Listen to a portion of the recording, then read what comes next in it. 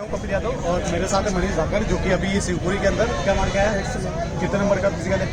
100 का फिजिकल मारा है। और कैसे क्या इसने तैयारी करी थी ये बताएगा, लेकिन मैं पहले इससे पहले बच्चों को बता देता हूँ कि इसने क्या किया। अरे बेटा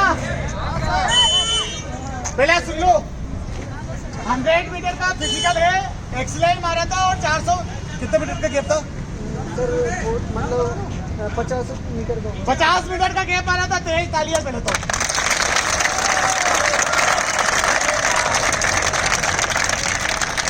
भारत भारत ये भी बोल लो थोड़े से। भारत माता की भारत माता की। अब ये बता कैसे क्या, कितने महीने तैयारी करी थी? सर मैं 2 महीने की थी। थोड़ा आगे जा। कितने महीने? 2 मंथ की थी। 2 मंथ तैयारी करी।